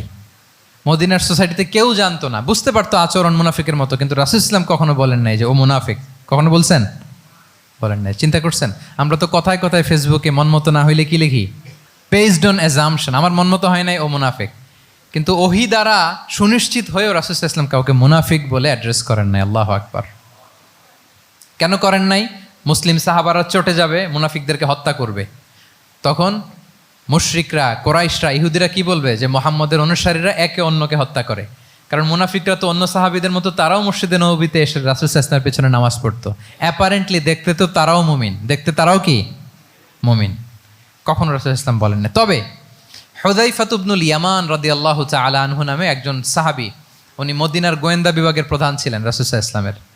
উনাকে বলে গিয়েছিলেন কারা কারা মুনাফিক, নামের লিস্টটা অ্যাজ এ রেফারেন্স শুধু ওনাকে বলেছিলেন, আর কাউকে বলেন নাই। এজন্য ওমরে ফারুক রাদিয়াল্লাহু তাআলা আনহু যখন মদিনার খলিফা, তখন তিনি কেউ মারা গেলে ওনাকে যখন জানাজার ইমামতির জন্য বলা হতো, উনি দেখতেন যে ওই জানাজায় হুযায়ফা গিয়েছে কিনা। যদি হুযায়ফা ইবনুল ইয়ামান ওখানে যেতেন, উনি ওই নামাজের ইমামতি করতেন। আর যদি দেখতেন ওইখানে হুযায়ফা নাই, ওইখানে ওমরও নাই রাদিয়াল্লাহু তাআলা আনহু, আল্লাহু আকবার, তিনি কৌশলে পাশ কাটিয়ে বলতেন অন্য কেউ এই নামাজের ইমামতি করে দাও, আমি যাব না। আল্লাহু আকবার। তাহলে রাসূল সাল্লাল্লাহু আলাইহি ওয়াসাল্লামের উইজডম দেখেন, তিনি কমিউনিটির মধ্যে ইউনিটি ধরে রাখার জন্য কখনো মুনাফিকদের নাম বাই নেম তাদেরকে চিনতেন, কখনো ডিসক্লোজ করেন নাই। আল্লাহু আকবার। This is called wisdom. 12 number হচ্ছে, লাস্ট পয়েন্ট হচ্ছে succession management. A good leader produces a good leader, a true leader produces a true leader. একজন ভালো নেতা সে ভালো নেতা তৈরি করে, কি বলেন? একজন যোগ্য নেতা আরো যোগ্য উত্তরসূরি তৈরি করে, ঠিক কিনা বলেন? আমি শুধু নেতা, নেতৃত্বের সব গুণ আমার মধ্যে খালি হাবুডুবু খায়, আমি কাউরে নেতা বানাতে পারলাম না, তো আমি চলে যাওয়ার পরে আমার দল চালাবে কে? আমার দেশ চালাবে কে? এই উম্মাকে নেতৃত্ব দিবে কে? রাসূল সাল্লাল্লাহু আলাইহি ওয়াসাল্লাম নিজে যেমনি অনুসরণীয় নেতা ছিলেন, অনুকরণীয় নেতৃত্ব দিয়েছেন, তিনি এরকম নেতৃত্ব তৈরিও করে গিয়েছেন, ঠিক কিনা বলেন? আল খোলাফা আর রশিদিন আল মাহদিন, তাদের কথা যদি খেয়াল করেন, আবু বকর রাদিয়াল্লাহু তাআলা আনহুর ব্যাপারে তো ওনার প্রচ্ছন্ন কিছু ইঙ্গিতও ছিল। ওনার অবর্তমানে নামাজ পড়িয়েছে কে মসজিদে নববীতে? আবু বকর রাদিয়াল্লাহু তাআলা আনহু। ওনার হজ পালনের আগে হজের জন্য পাঠিয়েছিলেন কাকে? নবম হিজরিতে আবু বকর রাদিয়াল্লাহু তাআলা, এগুলো ছিল প্রচ্ছন্ন ইঙ্গিত। এবং সাকিফায়ে বনু সায়েদাতে ওমরে ফারুক বললেন যে আপনাকেই আমরা নেতা মানি, সবাই এক বাক্যে মেনে নিল। আজও ওই জায়গাটা মসজিদে নববীর এক পাশে সাকিফায়ে বনু সায়েদার বড় সাইনবোর্ড আছে, ওখানে বিকেলবেলা আনসারি সাহাবারা বসে গল্প করতেন। ওই জায়গাতে আবু বকর রাদিয়াল্লাহু তাআলা আনহুর খলিফা নির্বাচনের ব্যাপারটা ঘটেছিল। উনি ওসিয়ত করে গিয়েছিলেন ওমরে ফারুক রাদিয়াল্লাহু তাআলা আনহু খলিফা হবেন। ওমরে ফারুককে যখন অ্যাসাসিনেশন করা হলো, উনি একটা প্যানেল করে দিয়ে গেলেন। সেখান থেকে ওসমান রাদিয়াল্লাহু তাআলা আনহু হলেন। ওসমান রাদিয়াল্লাহু তাআলা আনহুর হত্যা পরবর্তী উদ্ভূত পরিস্থিতিতে আলী রাদিয়াল্লাহু তাআলা আনহু হলেন। একজনের চেয়ে আরেকজন শ্রেষ্ঠ, একজনের চাইতে আরেকজনের মানাকে অসাধারণ অসাধারণ। এই যে নেতৃত্ব রাসূল সাল্লাল্লাহু আলাইহি ওয়াসাল্লাম এটা জীবদ্দশায় তৈরি করেছেন। যার যেখানে ক্যাপাসিটি দেখেছেন তাকে ওই দিকে উদ্বুদ্ধ করেছেন। যার মধ্যে যুদ্ধের ব্যাপারে জ্ঞান দেখেছেন তাকে যুদ্ধের সেনাপতি বানিয়েছেন। Khalid bin Walid, chief of the Muslim military, মুসলিম বাহিনীর সেনাপ্রধান ছিলেন কে? খালিদ বিন ওয়ালিদ। ওনার দিয়ে কখনো কবিতা লিখতে পাঠাইছেন রাসূল সাল্লাল্লাহু আলাইহি ওয়াসাল্লাম, কিন্তু হাসান বিন সাবিতকে দিয়ে কি করছেন? শুধু কি কবিতা লেখানো, ওনার মিম্বরের পাশে মসজিদে নববীতে আরেকটা মিম্বর বানাই দিয়েছেন, স্টেজ, যে তুমি এখানে দাঁড়িয়ে এমন জ্বালাময়ী কবিতা লিখবে যেন গুজবাম হয় মুসলমানদের, জেহাদের ময়দানের জন্য ঝাঁপিয়ে পড়ে। তাহলে খালিদ বিন ওয়ালিদকে দিয়ে এক কাজ করিয়েছেন, হাসান বিন সাবিতকে দিয়ে আরেক কাজ করিয়েছেন। মুআয ইবনে জাবাল রাদিয়াল্লাহু তাআলা আনহু প্রশাসনিক কার্যক্রম ভালো বুঝতেন। মদিনা রাষ্ট্রের সবচাইতে বড় সিনিয়র আমলা ছিলেন মুআয ইবনে জাবাল, ইয়ামানের গভর্নর করে পাঠিয়েছেন। ওনার এটাতে যোগ্যতা ছিল। যার যেখানে তিনি প্রতিভা দেখেছেন ইসলামের কল্যাণে রাসূল সাল্লাল্লাহু আলাইহি ওয়াসাল্লাম ওই প্রতিভাগুলোকে কাজে লাগিয়েছেন। এইভাবে ওনার সাকসেশন ম্যানেজমেন্টকে উনি গড়ে তুলেছেন। ফলে ওনার পরবর্তীতে বছরের পর বছর ইসলামী নেতৃত্বের হাল ধরতে মুসলিম উম্মার বেগ পেতে হয় নাই, ঠিক কিনা বলেন? তাহলে এ good leader, a true leader produces A good leader. একজন সফল নেতা সে এরকম আরো অনেক সফল নেতৃত্ব তৈরি করে যায়, তাহলেই তার নেতৃত্ব সামনের দিকে আগাতে থাকে। 12টা জিজ্ঞেস করলে বলা যাবে? হ্যাঁ, নোট করে রাখছেন বোধহয় না? খুব খুশি হয়েছে আমি, মাশাআল্লাহ। শ্রোতা যদি ভালো হয়, শ্রোতা যদি দেখি যে না আমার সাথে সাথে মাথা নাড়ায়, রেসপন্স করে, উত্তর দেয়, তখন কথা বলতেও ভালো লাগে। মানে এত গরমের মধ্যে এত কষ্টে, অল আর সোয়েটিং, বাট এত মনোযোগের সাথে আপনারা শুনেছেন। আল্লাহ তাআলা আপনাদেরকে কবুল করুক। যুগোপযোগী নেতৃত্ব তৈরি করবার জন্য রাসূল সাল্লাল্লাহু আলাইহি ওয়াসাল্লামের এই যে leadership trait, leadership features, leadership quality, ওনার যে নেতৃত্বের ধরন আমরা জানলাম, এগুলো থেকে আমাদের অনেক শেখার আছে, অনেক নেয়ার আছে। আমরা চাইবো আমাদের আগামী নেতৃত্ব আল্লাহ রাসূল সাল্লাল্লাহু আলাইহি ওয়াসাল্লামের এই লিডারশিপ ট্রেড থেকে উপকৃত হবে। তারা এগুলো স্টাডি করবে, এখান থেকে তারা তাদের নিজেদের নেতৃত্বকে সাজাবে। আল্লাহ তাআলা আমাদের সবাইকে কথাগুলো বোঝা আর আমল করার তৌফিক দান করুক। আমি আবারও মিনার চট্টগ্রাম বিশ্ববিদ্যালয়কে অন্তরের অন্তঃস্থল থেকে শুভেচ্ছা জানাই এরকম চমৎকার প্রোগ্রামের আয়োজন করবার জন্য।